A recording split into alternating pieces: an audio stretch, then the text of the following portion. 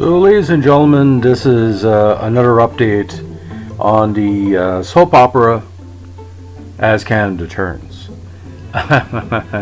Latest polling numbers have the Conservatives in the lead at 36.7%, with the Liberals at 32.4%, NDP at 15.4%, the Bloc at 4.3%, the Green at 8.1%, the People's Alliance at about 2.2%, and the other vote at 0.9%. Other could be any myriad of the 15 or 20 national parties. So as it stands right now, my previous prediction kind of has come true, saying that Trudeau will probably win the least amount of seats compared to Conservative, maybe back by about 5 or 10, and he'll probably try to form a minority or majority government with the Greens and the NDP. As it stands right now, the Liberals would, if he had the backing of the NDP, they would hold 172 seats. The most that the Conservatives would hope for is 163, because they're saying the Bloc would win 10. So, again, I'm going to talk about a few topics in the news lately, the SNC backlash and the yellow jacket crackpots and all that. So as it stands right now, I thought the Liberals would drop more to polls ever since this happened. Scheer calling for Trudeau's resignation, which is kind of showing your cards before the last round is done. I don't think the Liberals have dropped enough in the polls. It might go to 31 or 30%, but it just seems there's a status quo right now, because all the momentum that the Conservatives had, it seems it's kind of waning in recent days. If it is all true that Trudeau was found out, but actually he's kind of managing this whole situation like his father, like, don't look what's behind the curtain. Most people across Canada are angry at Trudeau, but I don't think they're going to show up at the polls in the numbers they think to do, and here's why.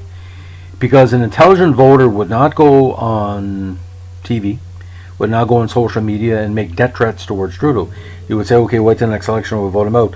Most of these people, I think 5 to 10% of Canadians, are hoo-ha. They believe that the Muslims are trying to take over Northern New Brunswick, that the Muslims are trying to buy NB Power, that the Muslims tried to trade Carey Price before the trade deadline. They think Scheer law is going to be part of snowbank removal in Alberta. You got their old friggin' blasted crackpot theories, and where, like I said, those crazy yellow jackets from Giant Tiger, which cost between $30 and $70, instead of giving the money to charity or, again, driving people to the polls. Like I said in my previous podcast, if you don't like them, vote them out. Do not put on a jacket and wear it every day like you're a real worker. I see them at Walmart all the time, walking around with their yellow jackets. What are you, like a college football fan? I mean, what does that mean you're wearing with yellow jackets? We already know you're a racist just the way you go on. Never spoke a word of English or French in some cases. So, I mean, it's pretty weird. Anyway, for you guys, if you see me at some certain places, you're wearing a yellow jacket, just remember, move on, because you might get a little preacher. I want people to vote in the next election. I don't want people to not stay home.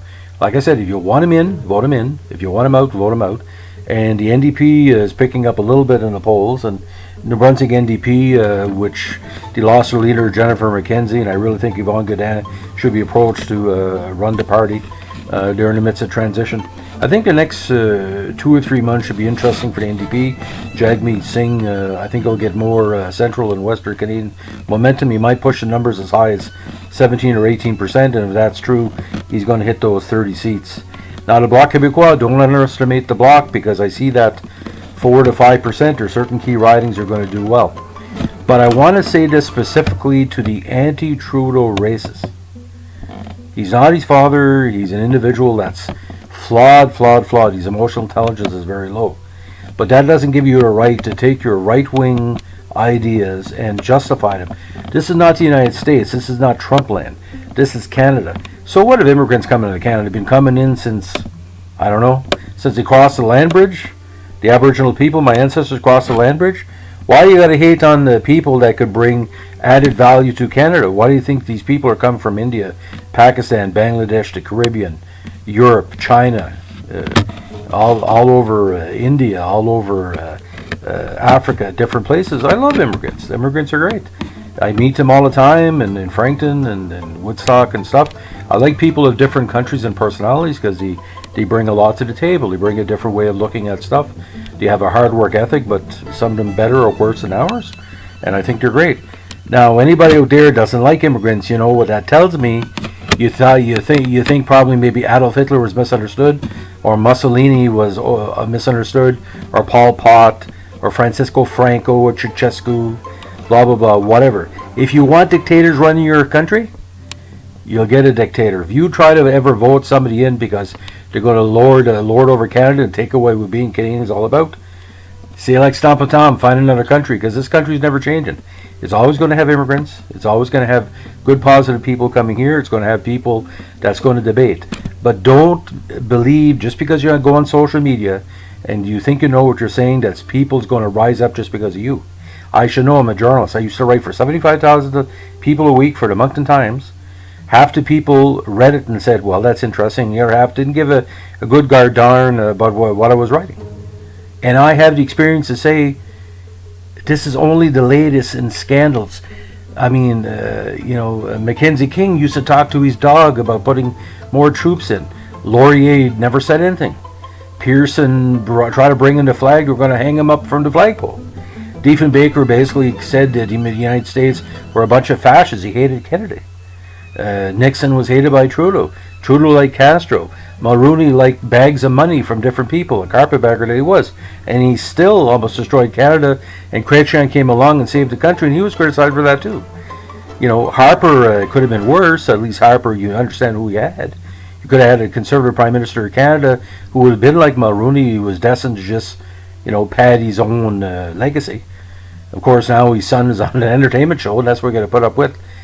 So, next election, whoever wins, just basically say, you get what you get with a politician. There's no politician that doesn't look out for themselves. Why would anybody be a politician? Either you're going to do something for yourself or be part of the trough. But doing something for yourself, sometimes I've met good politicians, don't get me wrong, MPs and MLAs in New Brunswick. There's a lot of good people. So one last point. If you hate Trudeau so much, put that in the cupboard, leave it there, get people to vote him out. Do not threaten. Do not say, I'm going to send him a gun so he can shoot himself. You're foolish. And you Yellow Jacket Brigade, I don't care if you're 2 or 102, I will tell you to your face, you should have took the $75 on your jacket and put money in your, Red Rose tea can and take it out and drive people to the polls. Like we used to do in the old days. Remember, we used to get drives to the polls? Wasn't that great? If you didn't want to vote for Liberals or vote Conservatives, the Conservatives would drive your polls, you could pick up some groceries on the way back. Because not everybody had cars back in the day. So on this ranting Monday afternoon, we wish you the best. And if you don't like me, too bad, join the group. And if you do like me, too bad, join the group. I have had in recent days people having problems with me saying that if you're a journalist, put your name on it. And like I told that person the other day, if you're a journalist, put your name on it. You can't hide behind your name and hope to be accountable. Even if you're doing great work, you have to be accountable with everything you do. My name's in a phone book. I'm not hard to find. I'm on Facebook, different places. If you don't like it, don't tell your friends, but if you do like what I have to say, say, I know what that Jeffrey, that journalist, talks about. He said, if you don't like Trudeau, just try to put people to the polls. Stop their frustration. Anyway, to all my, by the way, politicians on my Facebook feed, you know how I stand, and I wish you all the best. Have a good day. Bye.